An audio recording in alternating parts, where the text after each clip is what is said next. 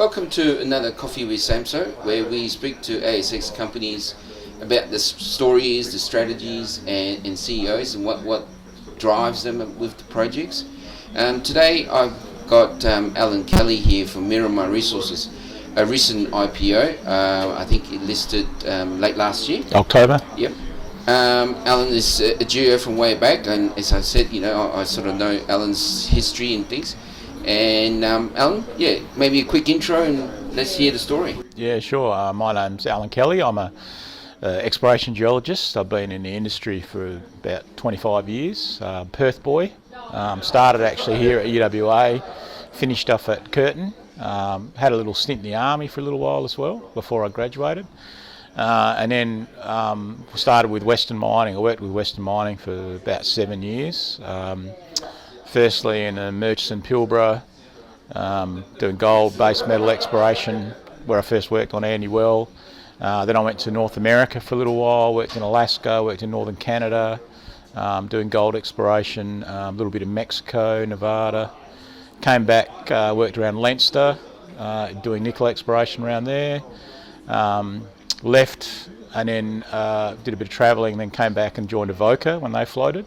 So I ran all of Avoca's iron oxide copper gold exploration in South Australia, and that was about the time that Prominent Hill was discovered. So there was a big rush on IOCG exploration at the time.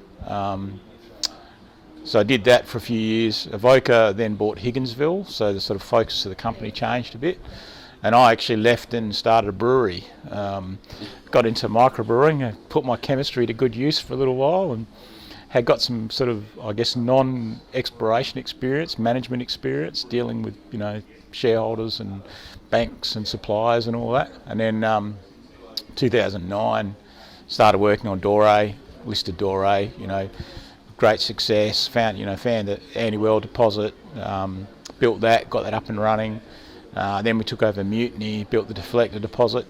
And then I decided that I sort of had enough of mining and production. I wanted to go back to exploration again.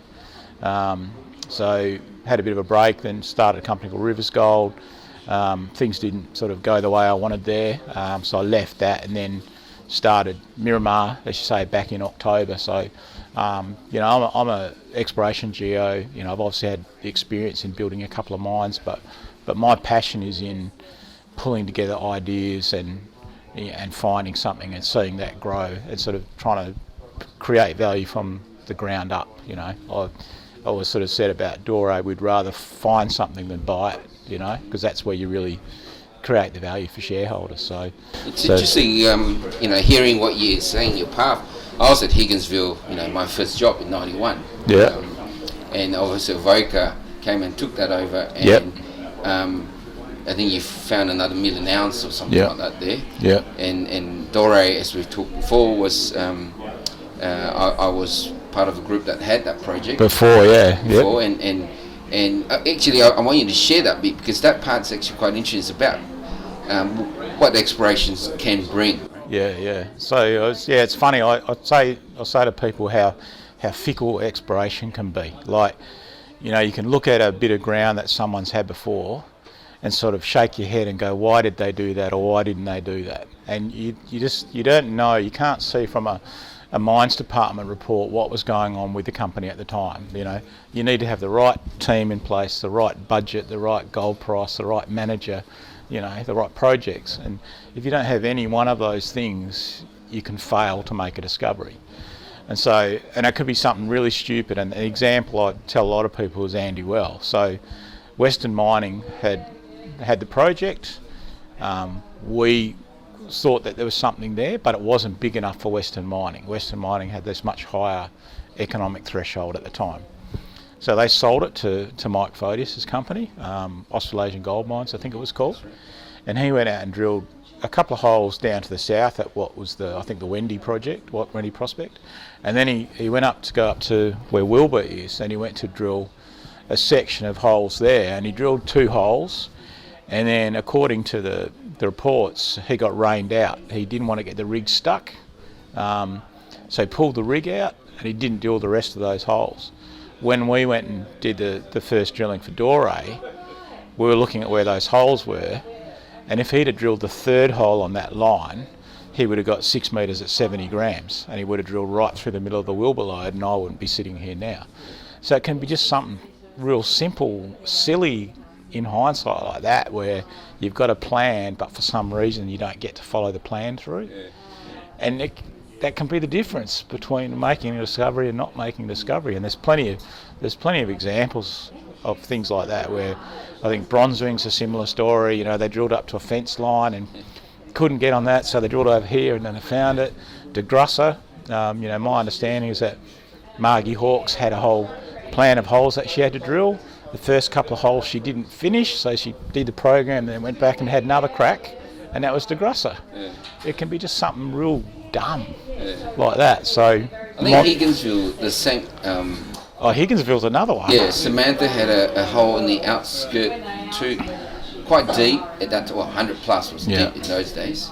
Then you guys came along. Yeah, so I was only there for a little bit of Higginsville. Well, I was there when we bought it, and I was there when we made that first discovery at Trident, and I actually gave Trident its name. I named it, but that's my whole input. But what had happened is Goldfields had actually drilled a couple of diamond holes on a section, and they just sort of nicked a bit of mineralisation, and then Chris Newman, who was the project geo, he went back and he drilled back the other way, the diamond hole back the other way, and it hit the eastern and western lodes, big, wide, fat lodes, I think like 50 metres wide sort of thing. And when you look at it in hindsight, Goldfields had drilled between the two lodes. So the two lodes were like this, and they'd drilled down in between them. And they'd nicked it here and nicked it here, but we drilled back this way, bang, bang. I mean, just be something like that. So someone's got a model, I must be dipping this way, so we'll drill this way. We'll only drill this way. Someone goes, okay, let's just swing the rig round the other way. Can be something dumb like that. Yeah. That's what when I saw you with Miramar and the process you had, you know, because I know your history and where it's come. I sort of immediately took a liking to the positioning, and I think I heard you speak in one of the videos. You know, but although Gidgee is literally in Kalgoorlie metropolitan, right? It's like drilling in North Perth or something. Yeah, I know. Relatively. Yeah. And you've got to think, oh man, this must be like Swiss cheese. Yeah. But, you know, it's those little things, because I know in who was it? I think Northern Star had a presentation. They think they were talking about one of the projects. Forget who it was now, and it was literally covered with drilling, and they found 900,000 ounces in between. So that's when I see something like that. And I go, you know, never assume. Never assume. That's my, I guess that's my message. Like, and Gidgee, we can talk about Gidgee. Gidgee's the flagship project of Miramar at the moment. It's 15 k's north of Kalgoorlie. It's on the road. You know, for those people that know Kalgoorlie, if you're heading out of Kalgoorlie towards Menzies, you've got the Speedway. You've got the tourist mine, Hannons North. You've got the Speedway. You've got the Two-Up School, and we're just after that. And the next sort of landmark is the Gidgee Roaster, where the stack is, right? So we're on the right-hand side of the road, and the left-hand side a bit further up. But you would think, come on, Kalgoorlie's been around for 120 odd years, this thing must have been explored. If you look at a real simple map of Gidgee with all the historic drill holes, it looks like it's been really well explored. But most of those holes are less than 50 metres. Most of them are RAB holes. A lot of them have only got bottom of hole samples. There's only, on our Gidgee project tenements, I think there's 6 RC holes, and they're only 70 metre holes. And there's 2 diamond holes that KCGM drilled right down the south near this runway deposit that we talk about, and those holes are not even been assayed the whole way through. So that's why in the announcement I put out a few weeks ago about the results, I said you've got to almost disregard that entire database and start from scratch. So you talk about it being in the outskirts of Perth or North Perth or whatever. I've started saying to a couple of people, it's like buying the cheapest house on the best street. Well, I've got Northern Star KCGM on one side with the super pit and everything, and I've got Norton on the other side. So it's like the little house between the two skyscrapers. That's why when I saw the project, I looked at it and I thought, this is strange. It's and if it was somebody I'm not familiar with, I thought, oh, maybe this is like municipality postage stamp. But when you had it, and I thought, okay, this guy wouldn't have a postage stamp for something. It must be a reason, right? I mean, look, at the end of the day, you might not find anything, but there must be a strong theory to back it. So what happened was, the history was, it's actually an old project geo of mine from Doray, a guy called Toby Wellman, who's in a company called DiscoverX now, and he'd pegged it through his private company, and he came to us, and he literally mucking around on 10 graph, sees this land become available, pegs it, and then asks questions later, right? Yeah. So he ends up with this land position that's done that many times. It's probably about 18 k's from sort of end to end. Yeah. And about half of that's granted at the moment, right? But it's about 18 k's from end to end, in between Northern Star and Norton at Paddington. And there's this big structure called the Barara Shear, big regional structure, and it comes up from Horizon Minerals are down here at Barara, where they're mining now. Yeah. And the structure comes into our project, does this big jog, dilational jog, geologists love dilational jogs. Yeah. And then it goes through our ground and it goes to Paddington. And then there's another fault called the Abattoir Shear, which comes up from Kalgoorlie, and that hits at Paddington. So we're on this major structure, the Barara Shear, and we've got a dilational jog. So the dilational jog was the thing that got me excited, because that's where you get potential for a decent gold deposit. Gruya at Gold Road is a classic example of a dilational jog. Yeah. So I say if you have a structure like this and it's flat, there's no room for anything. If you put a jog in it and then you open it up, that's where the gold goes. Yeah, yeah. So you think about that. That's your dilational jog in the Barara Shear. So there's your target. Now, unfortunately for us at the moment, that's still an application to be granted.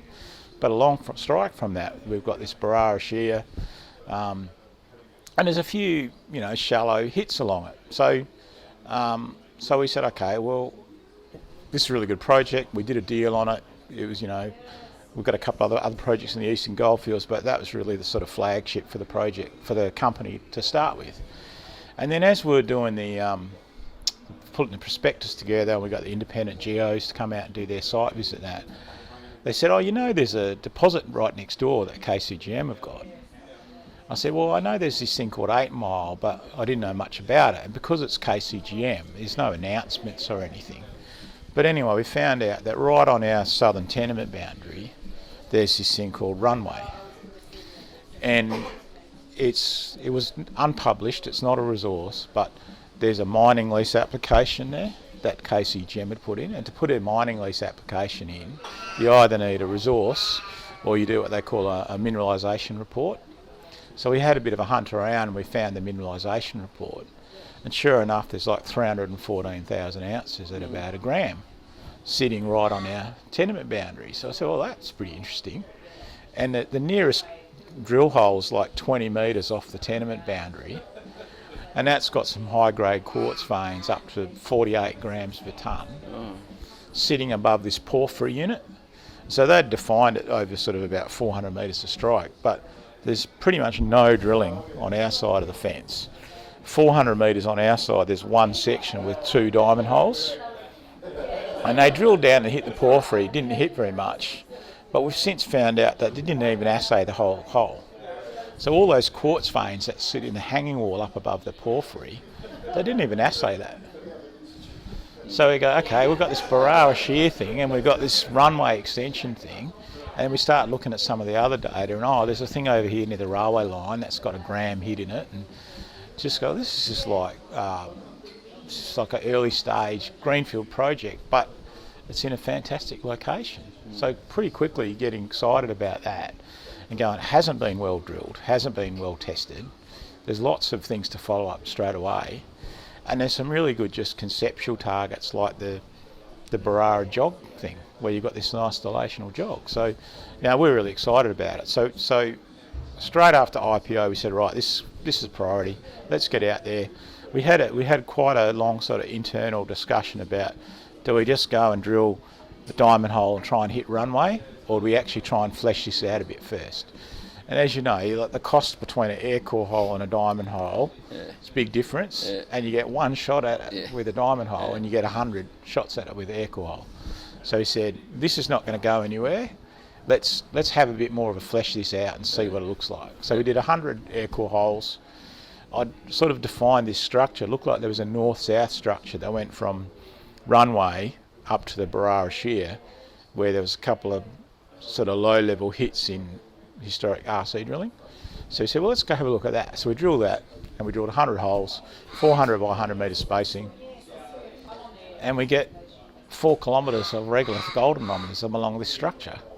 So, gee, that's pretty interesting. And then up at the Barara Shear there, where there's like 3 RC holes that are shallow, but they get progressively deeper. One of them finished in like 4 metres at 0.8 of a gram.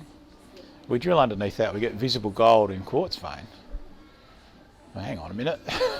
So I'm really excited about it. So we got the results back, and we've got a heap of holes that are sort of in that sort of hundreds of ppb sort of range, and up to just under a gram up at that what we now call Marylebone. And if people haven't worked out where that name comes from, if anyone's been to London, you got Paddington Station, you got Edgware Road, and you got Marylebone. So you got the Bakerloo line, so we decided that's our Bakerloo line. So we're next stop along from Paddington, right? So that's where the name Marylebone comes from, because we've got the railway near us as well. So Marylebone, so first pass drilling at Marylebone, we've now got 1600 metre by 300 metre zone of regolith gold anomalism. We've got visible gold in a quartz vein. You go, gee, that looks a bit familiar. That looks like Paddington. So straight away I start doing a bit more research on what Paddington actually looks like, and I find out that Marylebone's got the same scale. Paddington pits are about 1.5 km long. Marylebone's about 1.5 km long. Paddington's produced 4 million ounces so far. It's got 6 million ounce resource. So it's 10 million ounce deposit, 10 k's to the north along the Barara Shear. Then you look at the geology. At Paddington you've got black flag sediments, you've got a shale unit, you've got mafics and ultramafics. Marylebone you've got black flag, shale, mafic, ultramafic. So you've got the scale, you've got the geology. The other thing at Paddington, where the actual deposit is, those units have been cut by this north-south structure, and the dolerite, which hosts the mineralisation, sort of gets dragged into this structure like that. Well, guess what we've got at Marylebone? We've got this north-south structure that got us there, and the geology is getting like this and getting dragged down into this structure. So you've got the scale, the structure, and the geology, and we've got some gold.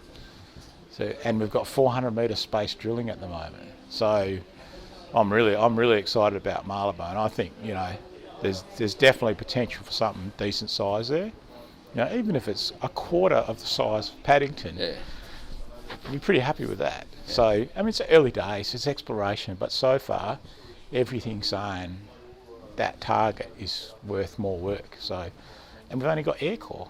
We've just got air core holes at the moment. The 3 RC holes effectively are air core holes, because they only go down 70 metres, they're angled, and they're just sort of touching the top of the bedrock. The other thing about Paddington that's really interesting, there's a 30 metre depletion zone over top of Paddington, so 30 metre horizontal zone of depletion. Then from sort of 30 to 60 metres you get a bit of the supergene stuff, and not till you get to about 60, 80 metres do you see like the fresh pyrite and stuff like that. So if you go back to what I was saying about the drilling at Gidgee, all that drilling's sort of less than 50 metres, and a lot of that's angled. So any hole that's 42, 45 metres angled is not even getting through that 30 metre depletion zone. So you can pretty much write all that drilling off. So I'm really excited about the project. Results so far, we've only got about half of it granted. So there's another bit further to the north, like between us and Norton, that's still to be granted.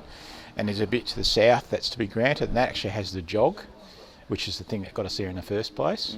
So I think we're going to be spending a bit of time at Gidgee. You got 18 metres of strike, did you say? 18 kilometres. Oh, sorry, 18 kilometres. Yeah, of the total land package of the Barara. Yeah. Yeah. So that's a nice little. It won't be easy to get that in that vicinity. Oh no. That's why when we saw it, we jumped on it. I said, "This is, you're not a major mineralised structure. You got, multinational companies either side of you.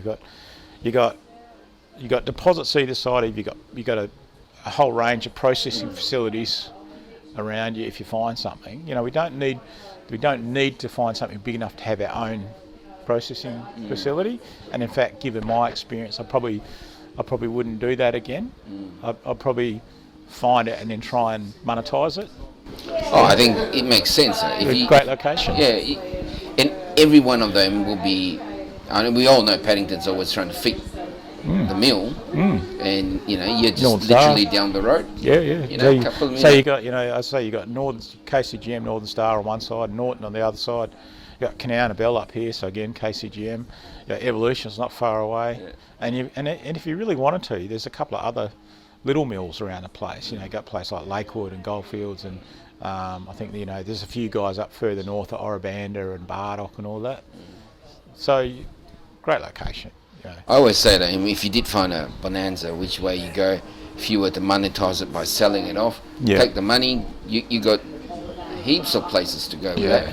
And you can just add value for shareholders' point. I don't think anyone cares as long as the share price is above what they paid, right? Yeah. So Andy Well was, going back to the Doray days, Andy Well was a special one. That was a different opportunity there because of the grade of it. It was the initial resource was 17 grams, I think, and the reserve was 11.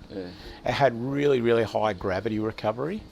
So we were concerned that if we did a toll treatment deal or someone, then we'd lose gold because there's so much gravity gold. We'd have almost 100% CIL recovery, and we had like 90+% gravity recovery. So that was small enough. CapEx was small. The gravity was really high. Gravity recovery was really high. So we thought, well, this is an opportunity to actually build a company around a deposit that's small enough to fund. Payback was like 14 months on it, but they're pretty rare, those ones.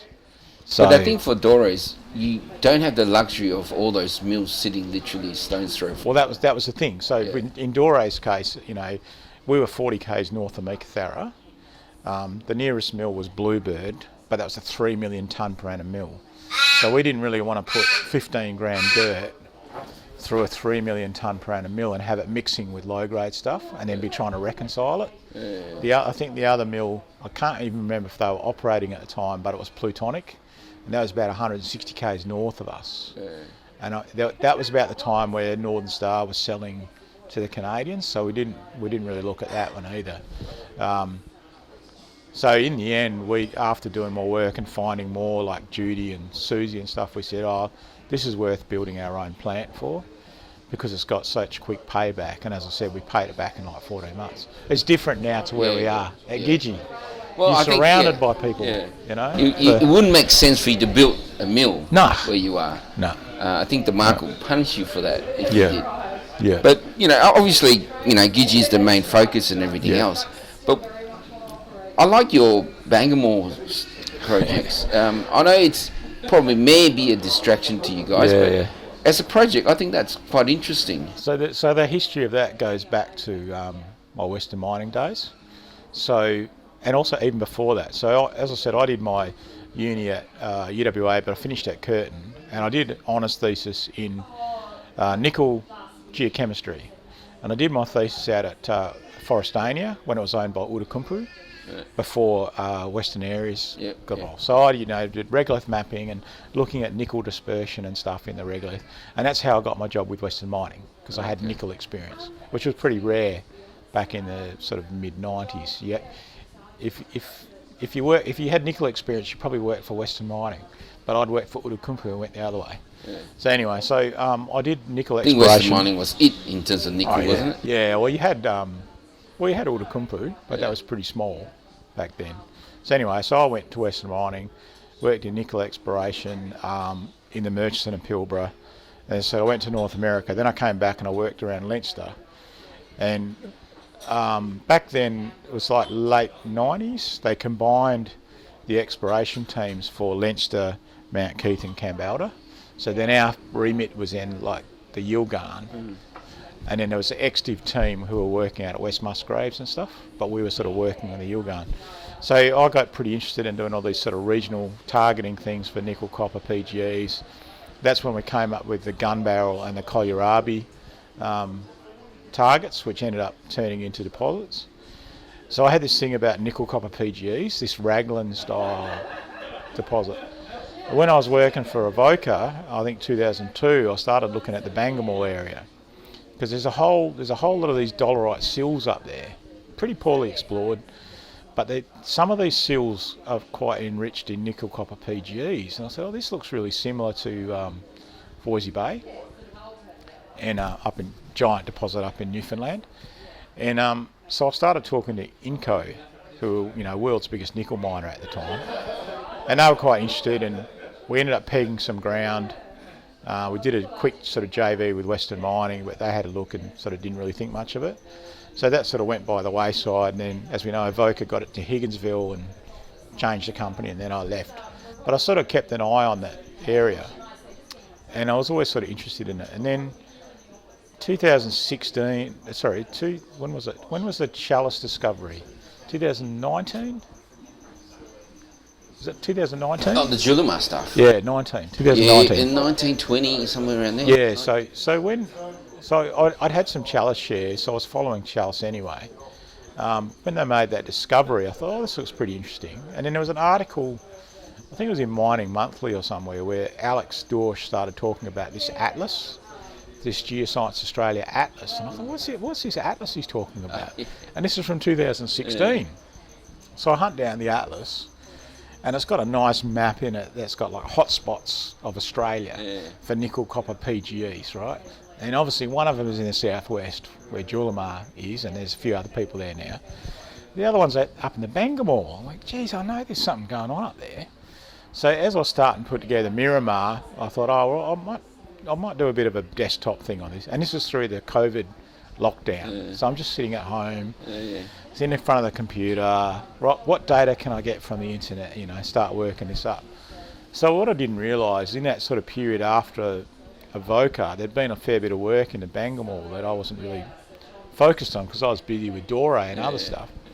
So 2010, they'd done a seismic survey, a couple of seismic lines through the Capricorn origin, and it showed up these big faults, these big mantle tapping faults. These are the plumbing structures. So there's a couple of them. There's the Talga fault, the Lyons River fault, the Godfrey fault. Okay, so these are big mantle tapping faults. They've got potential to bring magma up to the surface. And then 2013, I think it was, Geol Survey and Geoscience Australia did a big EM survey over the Capricorn origin. And there's all these EM anomalies, but these are like 5 kilometre spaced lines. So regional data sets, but there's definitely something there. And what had got me interested in originally was the Geosurvey of WA had done these regional streamset programs, and it was in the late 90s, early 2000s, to try and generate interest in some of these areas. And they did a big area through the Capricorn origin, and that's where all these dolerite sills came up with this sort of nickel, copper, PGE anomalies. And there'd been some age dating and lithogeochem done, and they're saying that these sills are the same age and geochemistry as the West Musgraves, where Nebo Babel was discovered by Western Mining. So you start to then layer these things over top of each other. You go, okay, so we've got these sills, the dolerite sills, which are the same age as the Musgraves. You've got these big mantle tapping faults, which is your plumbing system. You've got geochem anomalism, you've got nickel, copper, PGE anomalism, and you've got these conductors. So all I did was a real simple sort of prospectivity mapping. I made up 5 kilometre cells, and I gave them all a score. A score for the geochem, score for the fault, score for the dike, score for the conductivity. Put them all over top of each other, colour them up, and went, all right, I like that area, there. A few of them are open, so we thought, we'll peg them. So we pegged them as part of the Miramar IPO, and then First Quantum pegged ground right next to us. I go, oh, this is pretty interesting. Obviously, they're thinking the same thing as me, right? So they First Quantum pegged some ground next to us. And then about a couple of months later, I guess when we must have been, and I'm not going to claim credit for this, but when we started promoting the IPO, we had a couple of slides in our presentations about the Bangamore, and then a whole lot of other people have pegged on I assume on the same basis, the sills and the structures and everything, right? So I think the model, conceptually, the model stacks up. You've got the plumbing system, you've got the faults, and then of course when you then get the Geoscience Australia Atlas, and that says, hey, in the whole of Australia, this is a hotspot. It's pretty interesting. So it's early days. It's early days there, and they're big areas. It's like the whole Albany Fraser province. 300, 400 k's of strike. But the interesting thing is that there's been basically no nickel exploration. It's all been copper, lead, zinc. It's all been Abra style, So it just hasn't had even the first pass stuff. So it's going to take a while to work these things up. So people have got to understand that this is not going to be a easy win up there. And really for our focus, you talked about a distraction. I guess the strategy there was do a bit of work to try and work it up, and then maybe try and find JV partner. And the people you'd talk to, people like IGO or Western Areas or First Quantum, obviously in the area. The idea would be to do a bit of work, try and get a big brother in there to help you do the work. You keep some upside if they find something, but then you focus on the bread and butter over here. I mean, it's a good second tier project, right? By the time while you're doing that, and if you, God forbid, you don't find something on one hand, you got the second hand to go to, and I like that concept. Logistically, it makes sense too, because we just put out the other day, we got our whale shark project granted. We'll talk about that in a minute too, but they're like your winter projects. Oh yes. And these are your summer projects. You don't want to be up there in the summer, and you can't get up there now because the Manila Road, the Manila Roadhouse, the highway's trashed. So, but they're the things you'd go to. You'd campaign explore it. You'd go through maybe a couple of months, July, August, get that work done as much as you can, and then have a look at it afterwards.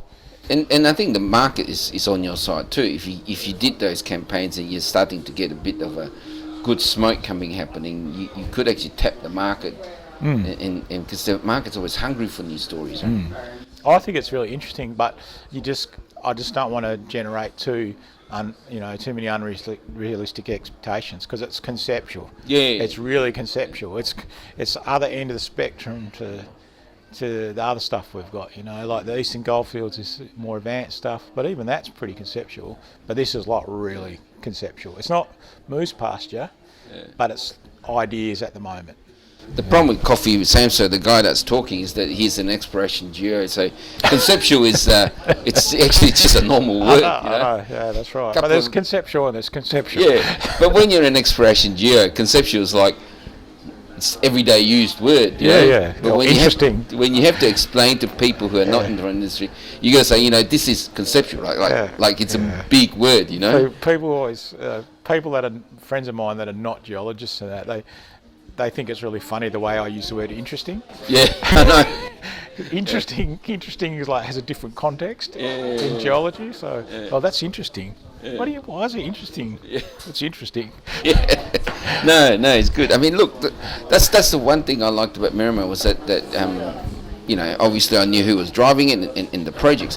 What I really wanted to hear was what you talked about. Give me a bit more understanding the thinking behind that, because I didn't know. When we're all headline readers these days, right? Yeah. So when we look at it, I didn't realise it was 18 kilometres of strike. It makes a big difference. It's not a postage stamp. So I guess if you sort of look at the high level at Miramar, what we've got, we're primarily gold focused, right? But we've got a couple of these more conceptual things, okay? But there's like three bits. There's three sorts of projects. There's our Eastern Goldfields projects, which are more advanced, great location, close to mining and processing and everything, right? Walk up drill targets, you got Gidgee, Glandor and Randalls. Then you sort of go to the next step is our Murchison stuff. Now, as I said, good location in the Murchison, close to mining and processing, but more early stage. And the classic example of that is we've got this project called Langwell, which sits between Deflector, Yalgoo, Golden Grove and Rothsay. And it's this greenstone belt that people think it's mostly granite, but there is some greenstone there. It's had no drilling. It's had some auger drilling. There's some like 5 kilometre long auger anomalies that haven't never been drilled. So conceptual, but it's in a greenstone belt next to a mine, or 30 k's away from the mine. So it's like the different phases. So the idea is to have the bread and butter stuff that you can work on, the bit more conceptual, and then the bit more conceptual. And I always sort of look at it as like the high risk reward sort of thing. So these are more high risk but higher reward. These are, lower risk, good reward, but much lower risk. So I mean, they probably thought the same thing about golden cities too, right? In the granite discovery, right? It's golden granite. Oh, that doesn't happen. Yeah, that's right. And next thing you know, it's golden cities. Yeah, I know. Yeah. So it's that's the beauty about exploration. That's what I try to convey to people. That exploration, when you understand the reasonings behind it, it's actually more substance than your risk ratio is actually lower than if you were trying to mine or buy a brownfields project, because you're spending 5 mil, but your upside's humongous. Oh yeah. But you're spending 100 mil. And in a couple, and you might make a bit of a margin. And then something happens, and then you've lost it all. Yeah, that's right. That's exactly right, and that's why I said sort of before that, I'd much rather try and find something than buy it, because your input, you look at all the classic discoveries, and I'll include us in it. But you look at a Sirius, you look at a Sandfire, you look at a Gold Road, you spend a bit of money, and you turn it into that. That's, everyone's seen that curve, the value of the company. You make discovery, and then you start building it, and then if you're lucky and you get into production, you do that. But this is where you make your money for shareholders quick, is in that discovery, because you're basically going from nothing to something really quickly, and that's what we want to do. I'll just talk about Glandor as well, because that's sort of on the back burner a bit, but it's as good, if not better, than Gidgee. So our 2 main projects in the company are Gidgee and Glandor. Gidgee's the one that we've been obviously talking about. Glandor sits about 40 k's east of Kalgoorlie, out near Bulong.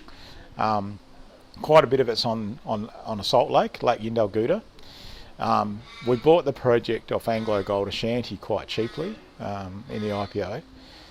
And what you've got is a layered mafic complex that comes down under the lake, and there's a granite, and on one side of the granite there's gold mineralisation over about 2.5 kilometres. Harmony had it for a while, drilled some holes. They drilled a diamond hole that got 8 metres at 22 grams, and it's only about 100 metres below surface. And then Anglo Gold Ashanti went out there, drilled I think half a dozen diamond holes in 2019, said, it doesn't meet our economic threshold, and so we bought it. Now obviously we've got a different economic threshold to Anglo Gold Ashanti. So we've got this 2.5 k's of mineralisation in air core on the lake, and you've got half a dozen diamond holes that have got some bedrock hits. But the mirror image on the other side of the granite has had no drilling for over 2 kilometres. And there's a couple of air core holes that are Western mining era, and I'm talking like late 80s, early 90s era, at the bottom end of the granite that hit 1 gram or 2 grams at the end of the hole, at the end of the line, and there's no drilling for 2 k's. So we're probably equally excited about that project. It's sort of sitting in limbo at the moment, because the Salt Lake is a heritage site, so you need to get a Section 18 approval.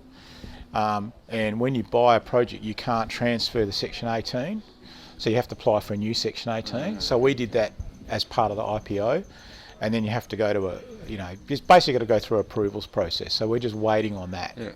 But people sort of asked me to compare the two, and Glandor is probably a bit more logistically challenging because it's on the lake. You got to get special lake rigs and stuff. But I reckon maybe the size potential is the same, if not better, than Gidgee. I think I agree. I like So- the lakes because the lakes are a lake because for some structural reason, right? Yeah. And if it's a lake means that it's a major structure Yeah. at some time. Yeah. You just if there's mineralization there, you would definitely think. So there's a whole, so along strike from us off the lake on the land, there's a whole heap of historical gold workings. And if you keep following that structure, that's where Black Cat is. Okay. Myrie and all that stuff they're drilling. Yeah. If you go down to the south of us, there's a couple of little historical showings. And then you've got Majestic and Imperial, which was Silver Lake, which has now been sold to Black Cat. So again, that's right. That's right. They came the same household. So you got a major structure, and you're like in the middle, and you got mineralisation here, and you got mineralisation at mines here, and you're in the untested bit in the middle. So I'm really excited about that too. It's going to tough work out in the lake, but that's That's how it is. That's how it is. But there's been plenty of good discoveries on the lake. You just look at St Ives, look at Breaker out there. If you get the right gear, you get the right lake gear. It's you just go and do it. Like Rebecca up at Walloona, some of these other places. If you get the right lake rigs, you get out there and just drill it. So, yeah. Mate, the story goes. It's actually when I looked at it, I liked it. Now I like it even more. For the prospectivity and obviously. And in the right market. If this was sort of in maybe 2-3 years ago, it's the fuel's different. The last they say 3 years ago you put out results and you just went down. Yeah. That I said to a few people in the last 12 months, people getting rewarded. And personally, I've had some really good investments over the last 12 months, like people like Chalice, Legend, Musgraves. I invested in Greatland, made the heavy air on discovery. Yeah. It's really good from an explorationist point of view and from an investor's point of view, obviously. It's really good to see people getting rewarded when they make a genuine discovery because, like you say, in the wrong market, people just see it as a selling event. Yeah. They found something, they're going to need more money. It's like, of course we're going to need more money. We're an exploration company, but hopefully we can turn it into something, So... it's good to see. It's good to see explorers get rewarded when they make a discovery because it's not easy. No. It doesn't happen every day. It's hard work, and you got to have as I said, you got to have all those things meshing together: the right manager, the right geo, the right project, the right budget, cash in the bank, And so when they come around and you actually make a discovery, you want to get a bit of reward for it, So. I think it's hard work. I had a lot of fun when I was doing it. I think it's. It's great for the sort of lateral thinking, what things are. But guys, I hope you appreciate the fact that what I'm trying to get is, with Miramar it's an exploration play, but there's logic behind it and how we feel as exploration geologists. It actually de-risk or lower risk and better risk reward ratio. But look, I look forward to comments and I for Allan and myself. And again, like click the likes and do the subscribing, but definitely follow Miramar. I think that the story is a long road. I don't think you're going to be an overnight success, but who knows? I'll try. I'll do what I can. Yeah, the right drill hole and you're an overnight success. Yeah. No one remembers how long you've told and everything. Yeah, but look, Allan, fantastic sharing. Thank you for your time. Yeah, no worries. It's great. I really great appreciate you opening up and giving us a good treat. Yeah. All right. Thank you. Great. Thanks. All right. Cheers. Thanks very much.